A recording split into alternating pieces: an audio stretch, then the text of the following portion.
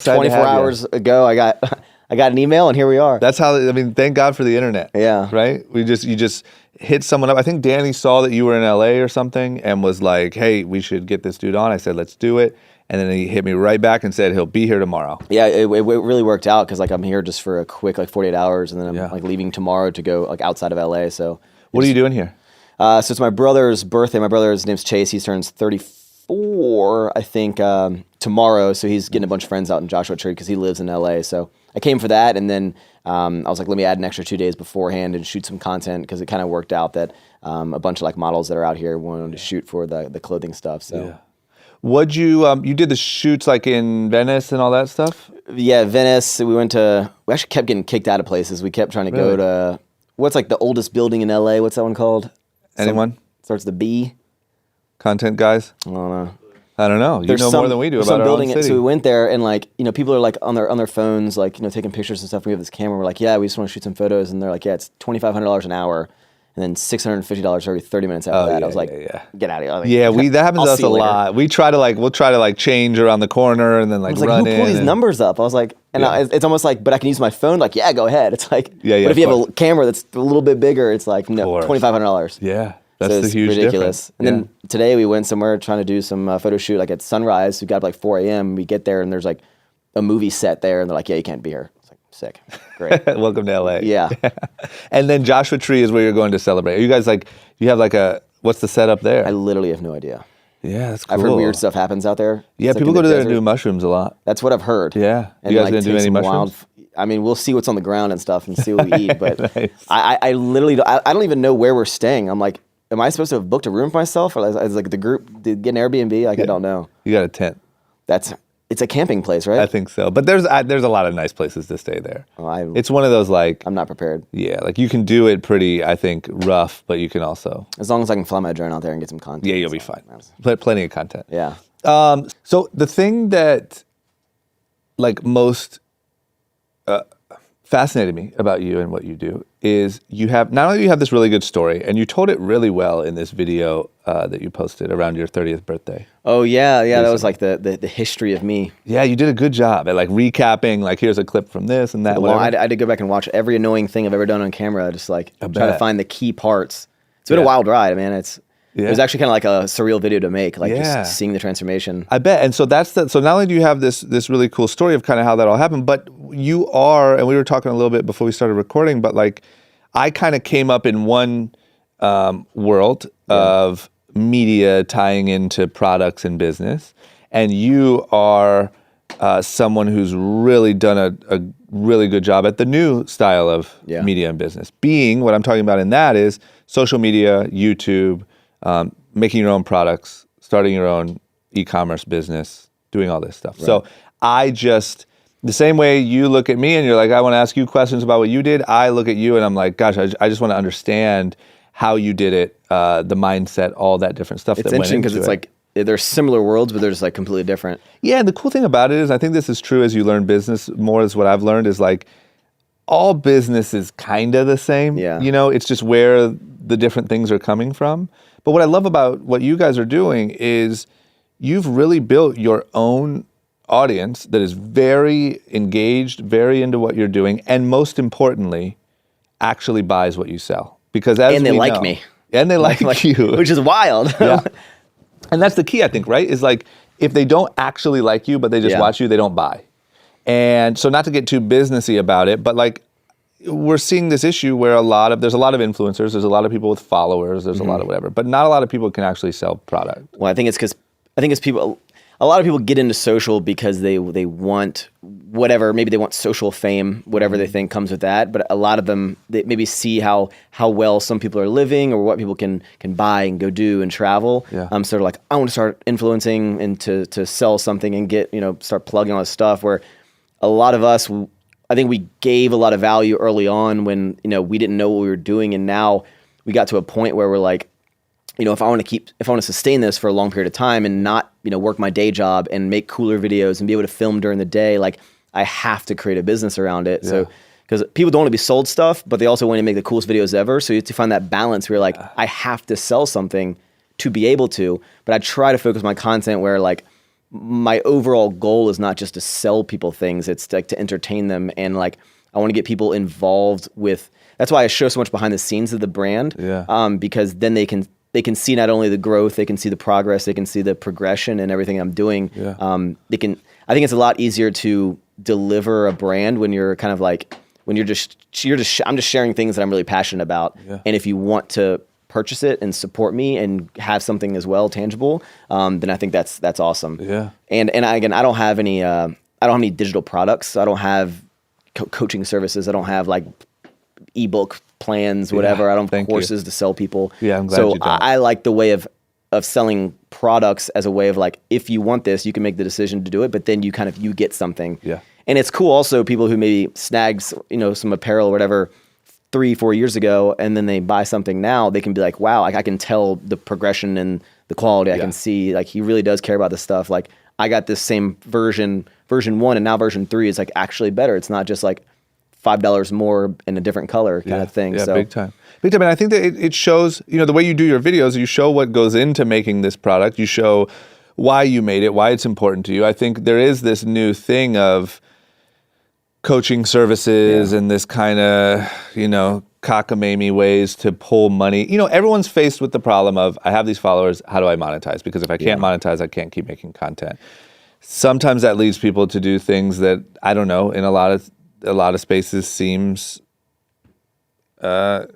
Sketchy, shitty. It seems on the border of, like you could be selling some like crazy program of like, look how I did it, you can do it too. But instead you're actually putting in the time to go make products and show people how you're even making them. So that I'm sure you get a lot of messages from young people that want to start a business or want to create a product that are learning how to do that from your videos, right? Yeah, I get a lot of messages, but most of the messages I get, the response I want to tell them, I'm almost like, just don't, because the way the questions they're asking me, I'm like, I can tell you're not doing this for the same reasons, because they're literally like, I'll get messages like, I want to start a clothing brand, give me your supplier. I'm like, you're gonna, like, what are you doing? What kind of question is that? I was like, not only is all of the information out in the world, like it's there. Like if someone's asking me like, hey, who's your supplier? I want to make clothing. Like, and I'm like, first of all, why? Why do you want to start a brand? And 2, I'm like, if you're literally asking this question, then I can tell you've done zero research at all. Because if you spent 10 minutes of your time being like, okay, what does Maxx sell? Gym performance stretchy t-shirt. Like, let me go to Google and spend 10 minutes moving words around and be like, oh my gosh, Alibaba. Like, oh my gosh, like, but this is like the world's largest, like, international marketplace for manufacturers. Like, well, who would have thought if I had taken 5 minutes? I'm like, if you can't even do that and you want me to like spoon feed you, like, you're setting yourself up for failure. So it's just like everyone in the world wants to start like a thing. And I think people can be really successful at it, but I think a lot of people are starting it with there's like, I just want to sell something and get rich real quick rather than like, I want to build a brand. Some people want to sell products. Some people want to build a brand. And I'm trying to like build a brand. Is that what you think most people, I mean, it seems like there's this weird thing happening that I notice because I put out this type of content. So of course I get a lot of messages like that. It's like people are hungrier than ever to be successful and to be entrepreneurs, but it seems like they're lazier than ever almost. Like it seems like almost this access to information for a lot of people is a bad thing. Well, I think it's also because as soon as someone gets a taste of any sort of entrepreneurial spirit, influence or whatever, no one wants to go back. So they'll do whatever it takes to make a buck, like whatever they can do. And I think when you start getting like almost like desperate in the space, like you kind of start like getting frantic, like it's a downward spiral and like you'll just do anything to try to make money.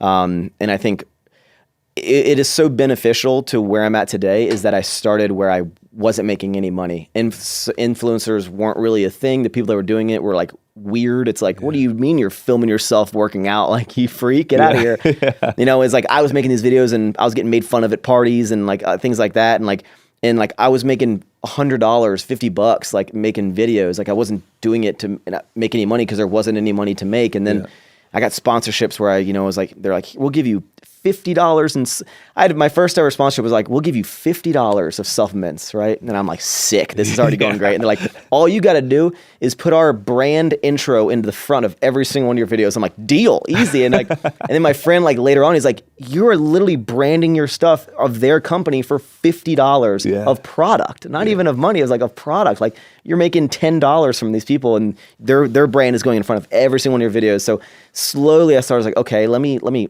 Instead of always like focusing on other things, let me try to build something for myself. Let me try to build like something around me and not like make myself like so dependent on other brands. Like, yes, I work with a lot of great companies, but I don't think people are not like, hey, like, you know, I work with like Ghost Lifestyles, a supplement company. They're crushing it, but I don't think anyone's like, there's Max, he's a good Ghost athlete, right? It's just like being with Ghost is like a part of what I do. It's not all that I am. And I think a lot of people, they jump on these sponsorships, they jump on these like deals, and like they become like their whole social is now dedicated to pushing this brand. You know, and I don't want to throw brand names out there, but I just see it a lot, and especially in the fitness space. There's, you know, I'm sure you can figure out there's a couple brands that are just gigantic. And it's just like everyone will literally like die trying to be an athlete for these companies, and I'm like, you're building yourself to be this. You're literally your only purpose in social media is now to sell products for this company. I'm like, you're doing it wrong. Like, okay, so let's pretend we're sitting here in these chairs. I'm a young fitness influencer, and I am currently dying to get signed up by one of those brands, right? What do you tell me to do different? What do I do different? Is it a you're not going to want to hear change? it. Like you're not going to. It's because like when I tell these people, I'm like, just do your like build yourself, and they're like, yeah, but if I get onto this, then I'll like catapult. And like generally they don't get catapulted. Like they always want to be like maybe like a top athlete of the brand, but I'm like, you're so desperate you won't be this, because the people that are at the top, they created their own self-image and got there through other means. Then the brand's like, you're so big, we'll put you at the top. But like these people are gonna be clawing their way to the top forever. And they'll like sell their soul to these companies. And I hate to see that, because and it kind of like, it's just so much has changed where people are like, oh, it's easy for you to say, Max, like you have this huge following, whatever. I'm like, yeah, but I built that following. Like I got to this point. So my advice is to these people is that they're not going to want to hear it. I'm going to be like, don't just jump with every single company that sends you a mass email that like wants you to be an affiliate for their brand. Like, you know, I just really be choosy. And like it may suck for the first, you know, couple years, but I was like, you know, I've been making videos for 7 years. I was like, people are 1 year deep in this thing, and they're like, oh my God, I might have to go back to my job. Like, I was like, I worked for 3 years and did all that. I was making 4 videos a week and starting a clothing line and working a desk job 9 to 5 and trying to have a social life. I was like, I did all of that. And I was like, and you're like saying you can't make 1 video a week, and now you're just gonna, and it's just like, it's a different world now, man. And it's like, people just, they don't want to put in the time. And now because it's such a popular thing, they feel like that if they don't have 1 million followers, they don't have this huge brand, and they're like not kind of worthy in the space. And it just kind of sucks to see. Of course. So would you say that the thing that really differentiated you from those type of people is you put that energy into making your content actually good and actually building an audience? And try. I mean, I think a lot of people try to make content, I think, focused around like something that maybe some feature they have, whether they're you know, girl or guy, whatever, they're extremely good looking. They're trying to go this route of like, I'm gonna use my looks to, you know, catapult me in this direction, which, you know, works for a lot of people. Or like, maybe my physique, I got you're a dude, you got the biggest arms, the most chiseled abs, whatever, or you're like crazy strong, and people they're like, this is all that I am. Kind of like how like if you worked with on brand, you're like dedicating your whole life to this.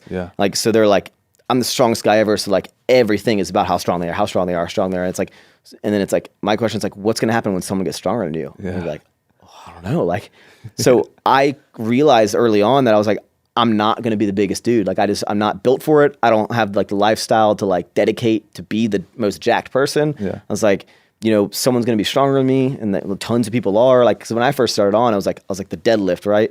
I was like, I'm super strong with the deadlift. That's all I'm going to do. All my content's about the deadlift. But then, you know, people started deadlifting.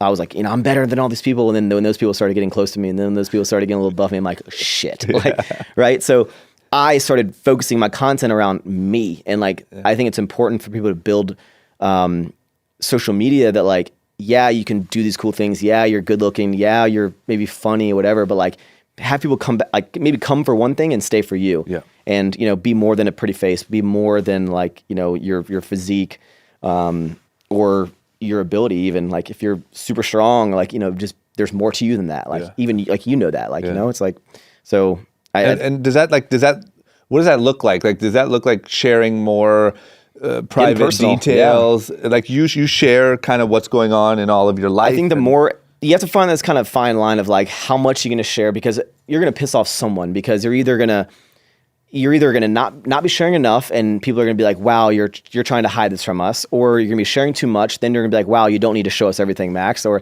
you're going to get too emotional. You're going to show, let's say you go through a breakup or something and you're like, I want to keep this off social media. Then you get bashed for hiding it. Or if you publicize it, then you're like, wow, you're just doing this for views. Like, you can't win. So it's like you kind of got to build this, like, find this line. But that's when you build like a community around people that like care about you, right? They're not just coming for like one thing you can do, and they care about you. Like, anything you go through, the ups, the downs, like, people are going to support you. As long as you're a good person, that's the key. You can't be a shitty person. No, you have to have good intentions and good morals. But you really got to find that line of like sharing enough, but not sharing too much. Like, I pretty much put everything out there. Yeah, there's some things in my personal life, like with my family. Like, whenever I'm usually around like my brother, my sister, my mom, like, I don't film that stuff, right? Because I'm like, I just want to hang. Maybe I don't want to shove a camera in their face, kind of thing like that. Yeah. But then I'll get people that are like, wow, you never show your mom or your family anymore. I'm unfollowing. Wow, as soon as you go hang with them, you never show them whether they're not good enough for your channel. I'm like, what the hell, man? Like, I can't win. Like, I'm like, or if like, especially in like people love drama. Like they hate when you use drama to get more views, but they love it. They eat it up. Yeah. So it's like, if I go on a date or something, or go on a thing, they're like, who's this person? They're going to be detectives, all this stuff. And they're like, you're trying to hide this. And God, that seems so annoying. It's wild, man. It seems like you just got used to it. Yeah. I mean, it's at a certain point, people are like literally expecting me to like put a camera in my bedroom. Like, people are like, you might have to. Yeah. I'm like, what do I need? Like, what do I need to show you guys? Like all this stuff. Like, so it's just wild, man. That's why you kind of have to have tough skin as well. Like, you have to kind of understand that, like, as much as you assume everyone's kind of like level-headed like you, there's some people that just like are so opinionated and so out there, and things bother them so much. Yeah. Like, it's wild. Like, literally there's people that hate me, that like despise everything that I do for whatever reason. I bother them in some way, but they're going to follow everything I do just so they can see what thing I do next to piss them off, kind of thing. It's just like. But nothing's ever happened in real life, right? Like, has anyone ever come up to you and said, yo, fuck you, dude? And your candy. No. Right? They never do. It's only your comments, right? Yeah, exactly. That's what's interesting about this stuff, is there's this world of, and they're obviously real people, and it's the same people that will do real actions like buy your thing. That's why I'm like, a lot of times the people that have these comments about like just such negative comments, I'm literally like in my head, I'm like, I want to meet these people. Like, I need to know what you look like. You never will. I need to know like what type of person you are, because I'm like, why are you the way you are? Like, legitimately, like. You never would. If you met them in person, they would be like, wow, my dude, I follow all your vlogs. I know. I love them. Yeah. You're so amazing. And they're literally like, fuck this guy. He sucks, dude. Like, just respond to me. And this is the other question I have, because I've tried my hand at vlogging, and I've tried my hand at being a real influencer. I can't do it. It's hard. It takes so much work to really have no idea what I'm doing every single day. Well, it's working, whatever it is. But my question is, like, you see a lot of these YouTube people getting, like, there was this whole phase where everyone was kind of suffering from burnout, from having to share so much. There was a couple, I would say famously, Logan Paul sort of looked for content all the way into having one really bad situation that, made everyone hate him. But, not that I am going to say that I understand totally, but to me, that's a product of trying to get shock value over and over and over. And how do you up the ante? How do you up the ante? And you feel this like need to constantly blow people's minds even more. Do you deal with any of that? Like, how do you fight that? How do you not get into that? That's why, like, the space that I'm in, I couldn't be happier with what I'm in, because I know people that are just like killing it, and maybe they do like they do pranks, whatever. They're like, or they do like they're like,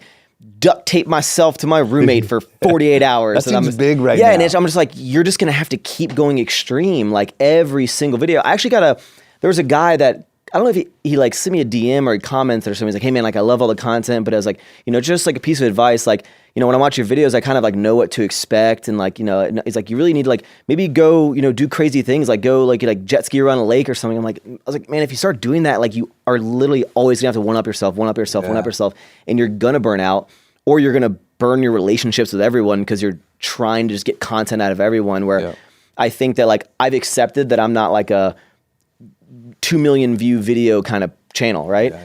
Which I'm totally fine with because I've built this world that I'm in. But like it's the way that I've built my social is it's manageable because I've let people so much into my life with my business and my dog and my friends and like basic things. Like I don't need to shock value every single video. Like people wanted like I'm relatable to a lot of people, and even if you maybe came into my channel now and you're like, this isn't relatable, what are you talking about? He's like, he can.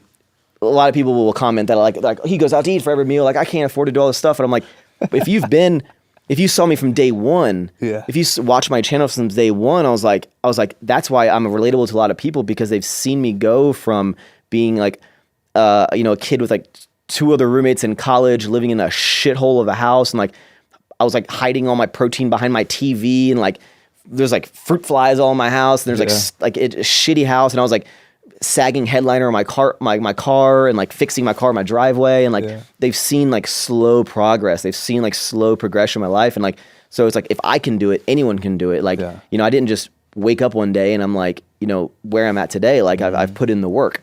So that's why anyone who comments about anything that I've going on in my life of like, look at this guy kind of attitude, I'm like, you must be new here. Like you must be new. Like this isn't parents' money. This isn't anything. I was like, I've built where I'm at now, and it's all from building that community around people that like they follow this journey, and instead of seeing like what wild thing is Maxx going to do in his video today, it's just kind of like, I just want to check in. Like, what did Maxx do this week? What did he do? What's the progress on his business? What's the progress on people love like my dog, more than me probably, and they're like, like wow, he's getting so big, and they want to see the journey of him, and like I think when you build that community around like people caring about you, it's going to go so much further than trying to get 1 million, 2 million, 3 million views. Yeah, of course. I would love to get that. Yeah. But it's like I'm very happy with where I'm at. Yeah.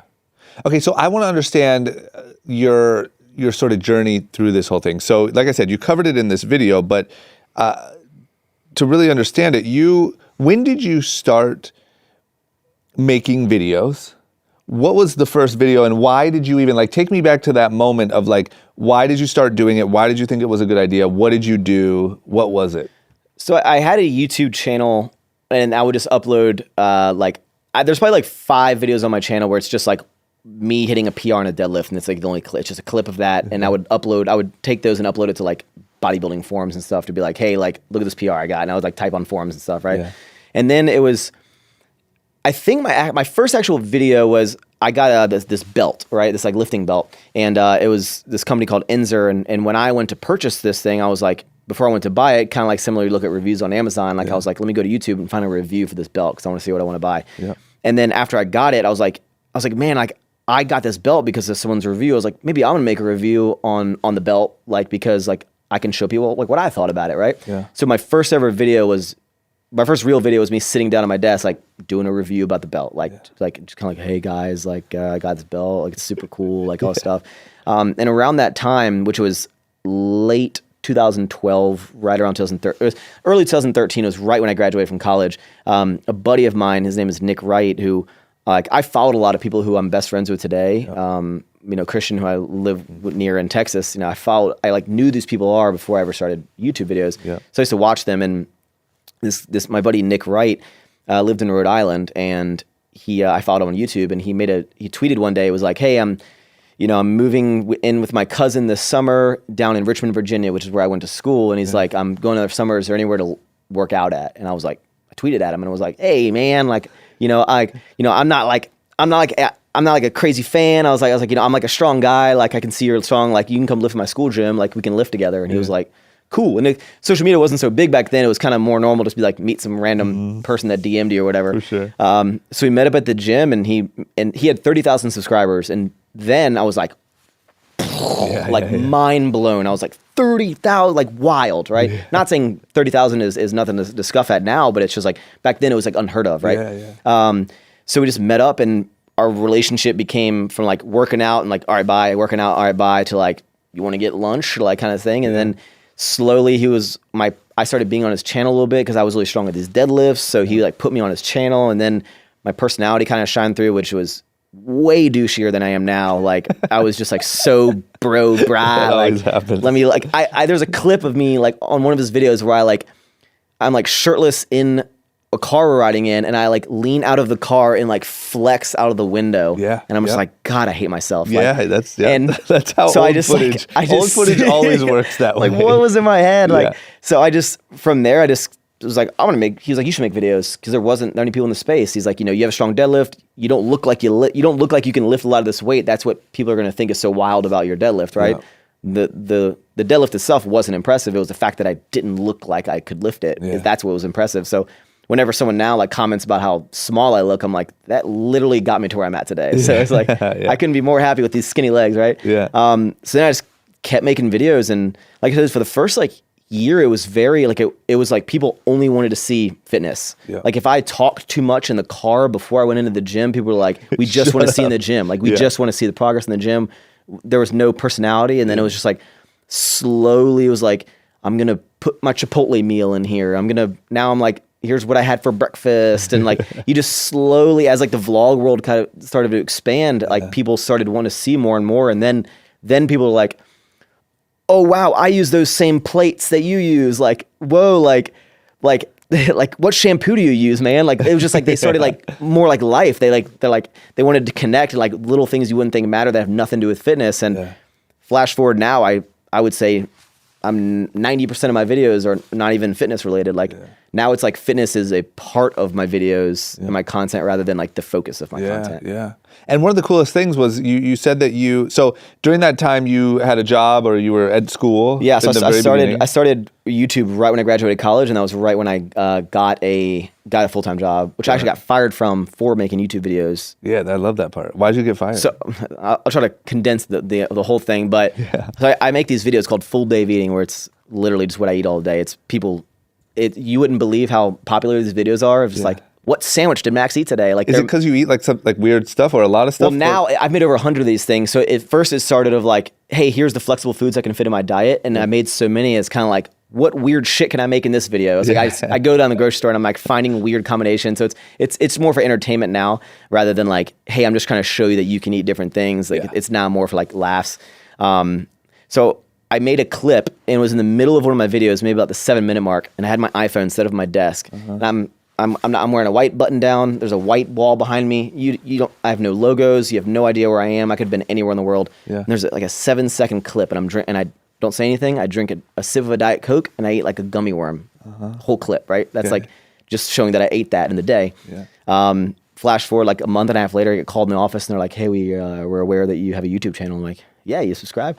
But they're like, we saw you filmed in the office. And I was like, oh shit. I was like, we have a no filming policy. And I was like, okay, no problem. I'll take the video down. I'll never happen again.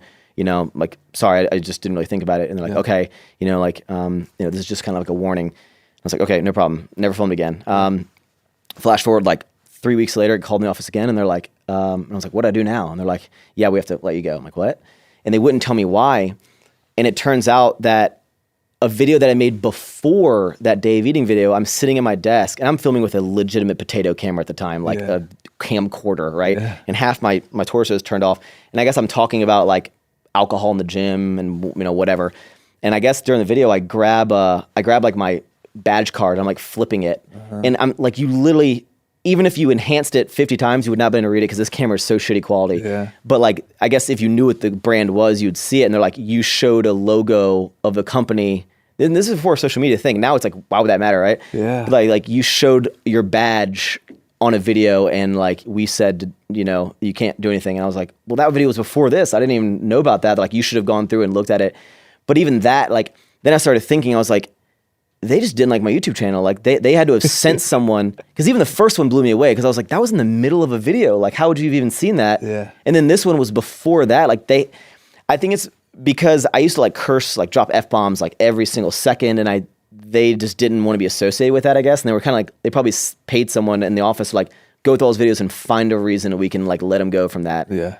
So then when that happened, I thought my world was like over, because I was like, oh my God, everyone's gonna think I'm a loser. Like I lost my job. I'm like breaking down, calling my mom. And I literally was like, I got to quit YouTube. Like I got to focus on my career because I wasn't making any money from YouTube. I was making maybe $200 a month or something. And I was like, this is just a side hobby. But then my mom helped me get a job because she was in the same industry. So I got a job like a week and a half later, and they kind of knew about the whole incident. They knew about my YouTube, and they were like fine with it. And I just was like, okay. So at that point, it was always like the best thing that ever happened to me, because at that point I was like, okay, maybe I shouldn't, maybe at least at this point in my YouTube career, I was like, maybe I shouldn't say, the F-bomb 50 times in my video, right? Every other word. You don't even say it now. Yeah, I know. Maybe I shouldn't say no. What's crazy is I cuss all the time with my friends. Like, I'm literally, we like degrade each other with like, I'm sure you and your boys like rag on each other, but like, but like when I'm on camera, so at that point I was like, okay, I need to clean up my language, right? I just won't curse anymore. And now I've been doing it for so long that like, it's like, I'll say shit, bitch, I'll say the dirty words. You're fired. But now it's almost like a internal thing. Like, I don't even think to curse anymore when I'm on camera. Yeah. And so it's not like I'm like fake, because I curse a lot in real life. It's just because that thing happened to me. Yeah. It like made this internal thing when I turn the camera on. Like, I don't really curse as anywhere near as much as I do. Maybe that made you more available to a bigger audience. Yeah, exactly. And there's still content that I make that like actually the intro of this video, I talk about how like you might get approached by like a crackhead in LA. I'm like, if the kids are watching, they're like, Mom, what's a crackhead? Yeah. So Mom. Yeah. So I make, now obviously now that I like, I work for myself, and, I understand like I can say whatever I want to an extent. Like I'm not going to like push the boundaries of what I can say, but like at the end of the day, I'm like, that's the freedom that I get. So if someone's like, hey, I can't believe you would say that like about whatever. And I'm kind of like, don't follow my channel then. Like, this is what I'm making. Like, and then if you want to film crackheads, you film crackheads. Yeah, man, they're everywhere in LA. Like so I'm like, damn, screw off. Okay, so then how did you? So you have this like devastating moment that ends up turning into, I would say, a positive. Yeah, 100%. And my question is like, when did you went and got another job, all that? So now you're working at a job. You're trying to be a YouTuber. You're also starting a potential clothing line, trying to try your hand at entrepreneurship. When did you finally get to that point where you were able to stop working? Because that to me had to be like the biggest, most amazing moment ever. So I kept thinking that I could balance it forever. I kept having my buddies like Christian and my other friend Nick, like kept being like, you need to quit your job. And I was like, no, I can handle it all. Because I was making, right out of college, I was making like 40 grand or like, some entry level kind of job, like 38 grand. And I was kind of like, if I quit that, then I'm going to make 38 grand less. Like right now I'm making all that. Like, why would I want to leave that? Like, and I just kept being like, I can handle it all. I can keep doing it. And I also thought that because everyone related to me because I worked a real job, I thought that I would lose that relatability. And that kind of frightened me, because I was like, that's what separates me as well, that I'm doing this and working it. And sometimes I get comments that are like, wow, this video is really repetitive. I'm like, no shit. I go to work for 8 hours, then I'm trying to film a video just at the gym and it's dark out. Like, what do you want me to film? Like, I can't, like, what do you want me to film? Yeah. And I was putting out 4 videos a week, and I was trying to think of different shit to make every single week. And I got to a point where I basically kind of told myself, was like, I'm going to track my finances for the next year. And then if I'm making, enough, the same or more than my job, and it's consistent, then I'll quit. So I tracked my finances for a year, and it was like, almost like the exact same every single month I was making, just from like YouTube sponsorships, random promos I might do every now and then. Yeah. And then it was funny, like the 2 weeks before I quit, I remember every day just like staring at that phone, and it was almost one of the things I was like, Max, pick up the fucking phone, like just pick it up, call the boss, and be like I'm quitting, because I worked remotely at another office in DC, and my boss was in Virginia, and every day I was like, today's the day I'm doing it, like just pick up the phone, and like I would like it's like my hand, I was like, just get the phone, Max, like, and I couldn't do it, and then like finally it was like literally the weekend before July 4th of 2016, I was just like, did it, picked him up, and like I'm sweating. And it's funny, I called my mom the day before, and I was like, Mom, I'm thinking about quitting my job, and she's like, don't do it. I was like, I thought she was gonna be like, yay, like go. And she's like, shit, Mom. She's like, you need enough in your savings that like to have like a cushion. You need enough for like this rent, all this stuff. I'm like, Mom, I'm fine. Like I'll do it. And she's like, and she just didn't know that social media world, and she was kind of like, you always have to go this one path. And I was just like, I kind of was like, Mom, I'm calling you to tell you that I'm quitting my job, not asking your blessing kind of thing. And so I called him, and I called my boss, and was kind of talked to him about it, and he knew about YouTube and all that stuff, and I'm sure he started seeing my performance lacking, because every day I got to work, I was essentially just like on social, not like browsing, like trying to like, I was like working and like, so I'm sure I was like he's probably like, why are you making 2 phone calls a day? Like kind of thing. And, but he was actually really supportive of it. He was like, I knew this day was going to come, like, whatever. I was like, I wish you the best. And then, flash forward, that was over 3 years ago. Yeah. So as long as I like worked a desk job, now I've been on my own for like half a year longer, or a couple months longer. And now my mom could not be more ecstatic and proud and like, my son, the YouTube star. She's like, everyone's like, look at him. He started a candy brand now. Like, so everyone's really supportive of it, and I think that anyone that kind of takes that leap in whatever avenue, maybe we're not doing social media, but when you take that leap of like working on your own, I think it's rare that you go back, and that's why you'll literally like fight everything you do, and you'll do anything. And that's where some people get too desperate because like what they're doing isn't working anymore that did when they quit their job, and now instead of trying to like navigate, they're just kind of reaching. So I'm really fortunate that I bet on myself and I was right. I mean, I haven't looked back. What do people do? Like a lot of people ask me like, oh, I have my dream or my hobby or my side project or whatever, but I have my job. Like a lot of people probably listening to this are at that same kind of crossroads. Yeah. What's your advice to them? Do you jump before you think you're ready? I'm a big, at least back then, maybe I'm probably a little more ballsy now, but I always considered like calculated risks. Like I said, like I didn't just quit my job. Like I tracked my finances for a year and knew that I could support myself. I had savings. I was consistently making the same. It wasn't like 1 month I was making the same as my job. The next month I was making, a quarter of that. It was kind of like consistent. Yeah. So I think you'll know. But I also, I was 20, I'm 30 now, and I was, 3 years ago, I was like in my mid 20s, and I was like, at the end of the day, like if I quit my job, I can try for 6 months. Yep. If it doesn't work out, I could probably get this exact same job back at this company. But I was like, why not just try? Like right now, just give 6 months or whatever. And that's one of the things when I first considered quitting, I was like, yeah, but if I take a leap, and then because I looked at resumes all day for my job, I was a recruiter. Yeah. So I was like, man, I'm gonna have a gap in my resume if I go back like 6 months. I'd be like, what did you do? And what if they don't give me a job? And like, you're like, well, I was a YouTuber. Does that make any sense? So I think my biggest advice is just like, you can always get another job. Yeah. Even if you're not doing the exact same thing you were, maybe you have to go down a level to then go back up. I was like, but I think, my dad passed away when I was like 15, and I was like, there's a lot of things he wanted to do. Yeah. And I always asked myself, I'm like, man, what if I was like, I want to take the sleep on YouTube, and then I never did, and I worked at this desk job, and then I was like, well, then what if I got sick and like, an illness, right? And I was like, man, I wish I had gone and done that thing. And I was like, there's a lot of things that he probably wish he had got to do that he was, unfortunately not able to do. Yeah. So I was like, would you rather like take the safe route or like kind of risk it and be like, why not just take a chance on myself? Yeah. Best, like what is the best investment? Like into yourself. So why not bet on yourself? Yeah, 100%. And I will say too, like we talked a little bit before we started recording, but my quick advice to you would be make sure that, because now you're talking about being able to expand and all the companies are doing so well and you want to hire employees and stuff like that, make sure you don't repeat that same potential mistake. Yeah. It's the same thing, but a different version. So I just feel like it's easy to say, well, no, I have it all under control right now and I can kind of manage it all and it's not that big of a deal, like whatever.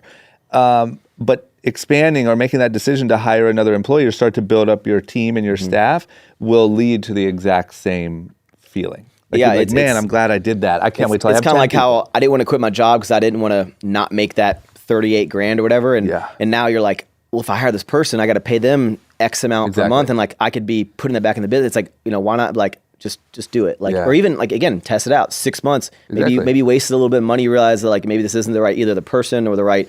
Maybe I don't need someone for this. Like, someone's better suited. So it's something I'm still struggling with to this day that I've quickly learned because I guess I've heard it before, but a piece of advice that actually one of the owners of Ghost told me the other day is like, with a business, always ask yourself like, what am I doing with this business that no one else can do? Yeah. Like, and then focus on that, and everything else, like you can delegate. Yeah. And for me, like content creation is such a huge part of everything that I do with branding. Like, if I stop making content, like, my businesses will do well, but like, they might kind of slow down like a little bit, like, because as much as you might be like, it's self-sustaining, like I am a huge part of everything that I do. Yeah, of course. So I need to focus on creating content. I can't let that suffer because not only that helped me get to the point I'm at where people are, buying things that I make, thankfully, but like, I don't want to be like, okay, I got to this point now, guys, just keep buying it. I'm gonna back off YouTube and social like that. You like, I helped you at a certain point in your life, helped you maybe get fit or get over something, or maybe you laughed through my content, and but now it's like I'm out kind of thing. And at a certain point, I think I have to understand that I might not be making content forever. At a certain point, I might be like, I'm kind of over this. Like, and I think you have to accept that there might be a day where I don't find interest in this anymore. But until that day comes, I'm not gonna let like something that started because of social overtake my social. Yeah, big time. And when did it really go to the next level? Was it when you moved to Austin and started Houston? Houston, sorry. Austin's cooler than Houston, honestly, though. You guys all live in Houston? Yeah. Even Christian? Did Christian used to live in Austin? Whenever me and Christian drive in the same car to the gym, he's like, I went to preschool right there. He's like, yeah. In Houston? Yeah. He's lived in a 3-mile bubble since he was born. Yeah. I don't think he'll ever leave. So I don't know why I pictured you guys all like in a compound in Austin. Yeah. Okay, so Houston. Yeah. Was when you moved to Houston with all those guys, is that when things like when did things go from like, okay, I'm able to like pay my bills to like a whole different world? I mean, it kind of just it's been a steady, thankfully it's been a kind of steady incline since day one. Like I've never really gone to a point where like, I'm like, shit, like everything is like scrambling. Yeah. There's definitely been times where I'm like, I kind of like get to a level where maybe my views and my content's kind of like, plateauing a little bit, but it never kind of dips down. Yeah. Like it kind of, and I think that's because I'm always being like, okay, what can I do to improve this? What can I do? And I'm always thinking, I'm not just like, I've been doing the same thing for this amount of time. I'm going to keep doing this forever. Yeah. So I've always, try to improve the quality of the videos, investing back in the cameras, all this stuff. But I would say definitely when I quit my job, because when I quit my job, I can make better videos. When we get videos, you're attracting more people. So when I quit my job, I opened up a private gym and a warehouse for my clothing. So I wasn't packing orders in my bedroom like I'd been doing. So now I had a space, and now I could show this 6-month transformation of this shitty warehouse we transformed into our private gym. And then I could make content where I didn't have rules, and I couldn't get kicked out of there, and and then I could travel more, and I could make cooler videos, and I had the ability to do more content. It all comes back to just improving my content, and then definitely now moving to Houston, because again, it's now if anyone was the type of person that's like, I'm getting bored of this content because I feel it's getting repetitive, I'm trying my best at wherever I am, because I'm not flying around every single day, I'm not riding jet skis all the time, but now it's they're kind of like, oh shit, like here's the next chapter, here's the next thing. And I don't always look for like, what can I do next? But I'm always kind of like, what can I do next for myself that I can also share with the world, kind of thing. So, I'm moving to Houston, got my dog, got this new warehouse. It's even bigger. I'm with a lot of my friends that do the same kind of thing. And, I've been doing that for a while, and now I'm kind of like, what's next? And then I started the candy thing, and, and that is going to, be its own story in itself. And, and I don't know what's next, but I'm always kind of searching. I'm always trying to push myself, and whether it's improving my content, whether it's trying new endeavors, whether it's, branching out stuff I'm doing. Yeah, I get it. Okay. So let's talk about the candy. So the candy came across my radar. These guys all had it before I even knew about you. Really? Which is good. Like that's very good. That was always my dream. When I started my brand, my dream was that can't wait for the day when I start running into people that are wearing the brand that don't know who I am.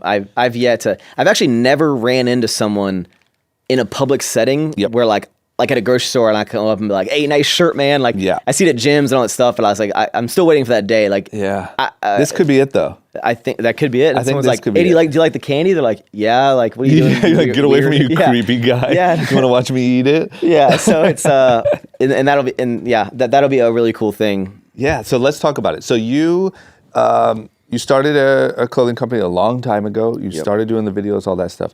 You then come up with the idea to start a candy company. Now, I think the coolest thing is it seems very, very unique. I mean, a lot of people, myself included, think to start a clothing line, right?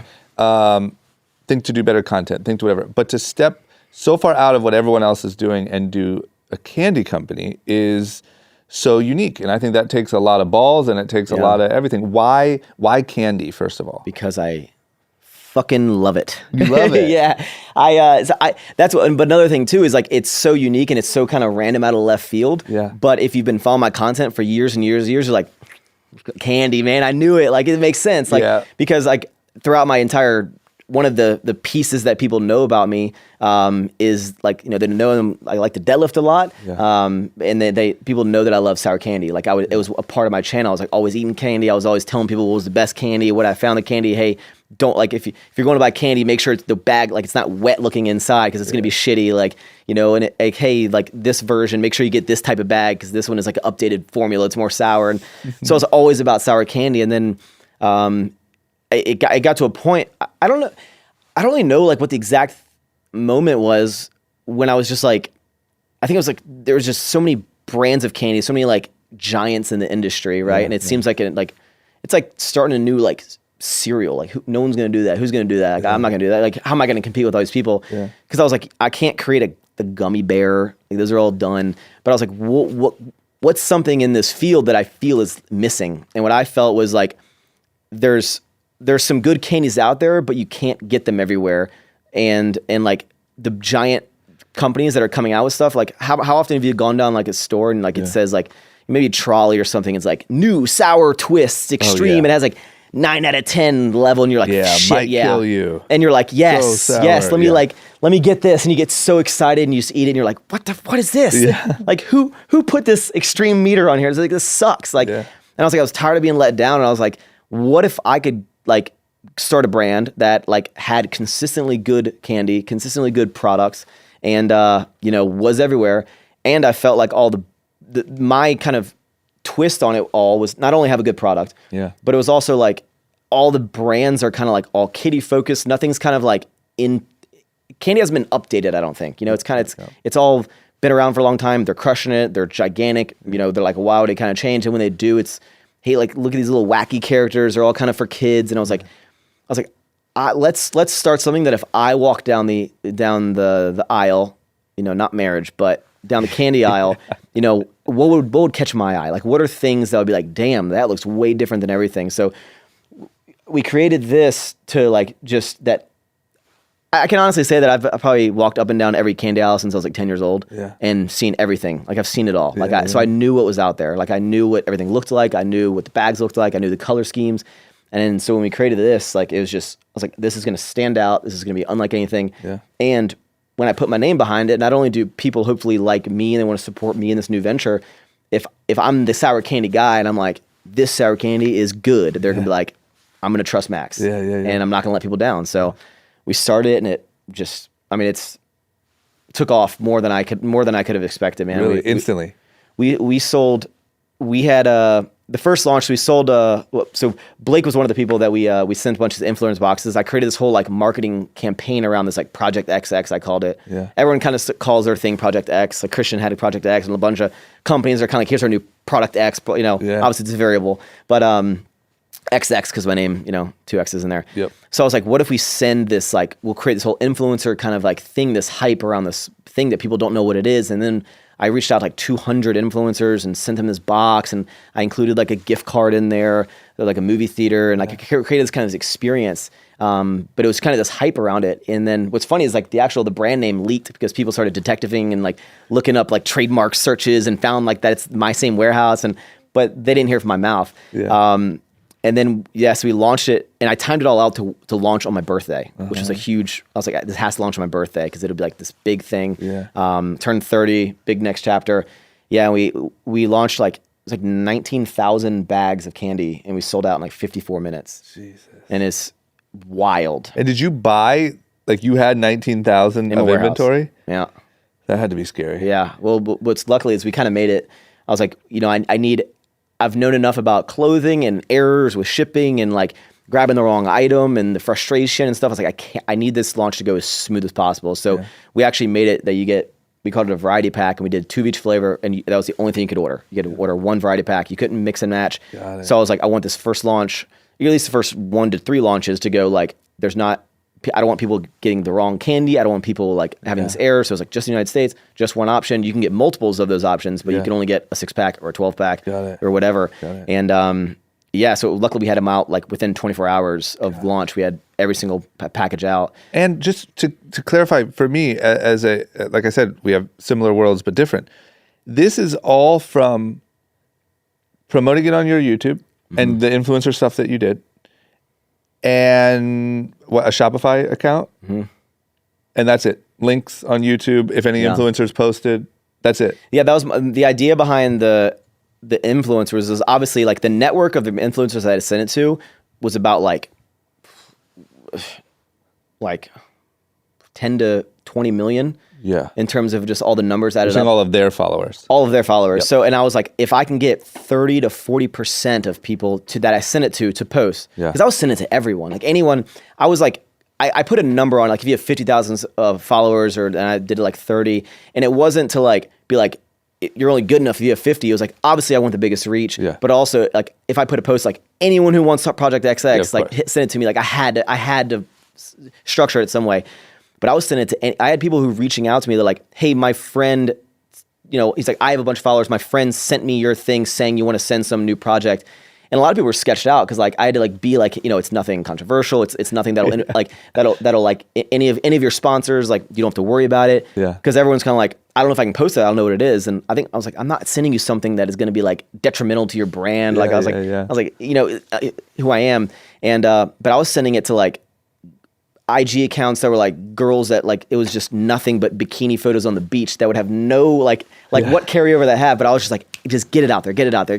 Yeah. And then I created this, I was like, I asked everyone to send me I was like, I don't need you to post anything. If you want to and you love it, that's fantastic. But I'm not asking you to do anything. I was like, if you can just send me a video of you unboxing it and send it to me, because I'm going to put together this like montage of, people that would recognize all these different faces that maybe they follow me and they don't know who these people are. Like, oh my God, I know this person. Yeah. And so we put together this like montage, and they were a big part of it. Yeah. And so I started creating this hype around it, and then people just wanted to know what the fuck it was. Like they're like, tell me already. So in the video, are there people unboxing, but you don't see what it is? You don't see what it is. So it's just like because I made the outside of it. So the brand, the company is called Actual Candy. The product is Sour Strips. Yeah. Whereas this is really aggressive packaging, but the Actual Candy is like, I made the whole box just like white with just actual candy on there. Yeah. And I put it in a brown box that had Top Secret all over it. Yeah. So my idea was that when people opened the brown box up, they're like, it's just a white box that's actual candy. They're like, candy, like I knew it, like, oh, like, okay. And then they open it up, and then the inside of the box was just wild, like color, characters, just in your face. And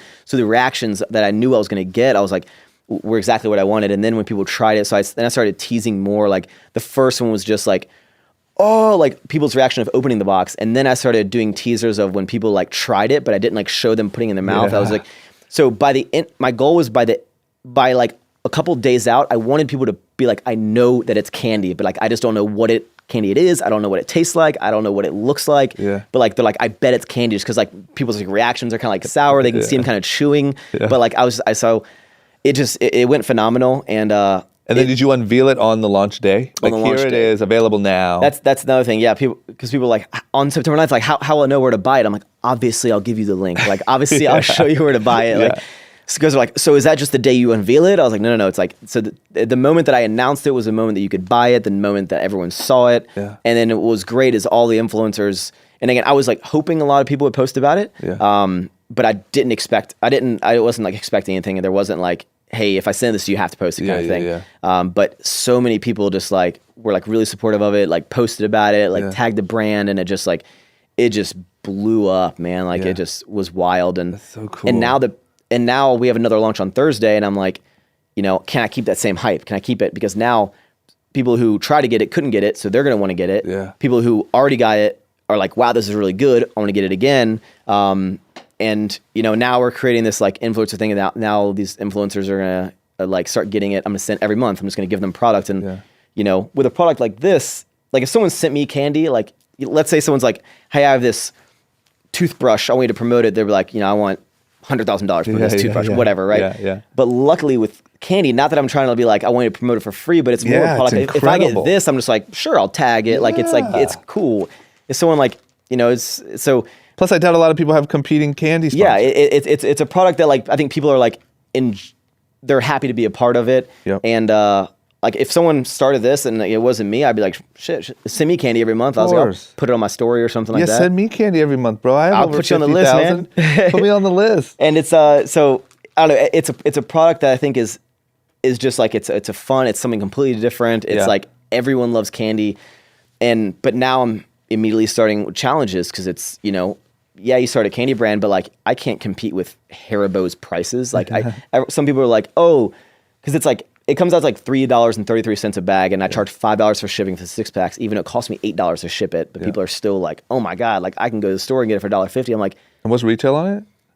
So it's like $3.30 a bag. Oh, it's $3.30 for the bag. Got it. For a bag, but I charge $25 for 6 of them with $5 shipping, and but some people are like, I can go to the store and get like a bigger bag of trolley gummy worms for like $1. I'm like, of course you can. Like, what do you want me to do? Like, I can't compete like that. But I'm trying to build, and I want people to be a part of it. Like, I'm trying to like, I'm like, the more, not like the more I want you to buy it, but like the more that people support it, the more people buy it, the quicker we can get it everywhere. So you don't need to buy it online. And then when it gets into stores, it'll be cheaper. So it's kind of like when you do see it in stores, you can be like, hey, I remember when I bought those online and like, my purchase helped it get here. And like, it really does. And so now I'm in this world of like, I have no idea what the hell I'm doing with distribution, man. Like, especially that's what I love too, is you literally went and tracked down like a manufacturer. Like this is all you. This isn't some like licensing deal with a candy company. Yeah, this is, I mean, it is a lot of trial and error. That's good. So it's, I went through a lot of like manufacturers, and it's hard, man. Like I can understand why people don't start things like this, because not only are there giants in the space, it also it costs a lot of money to do.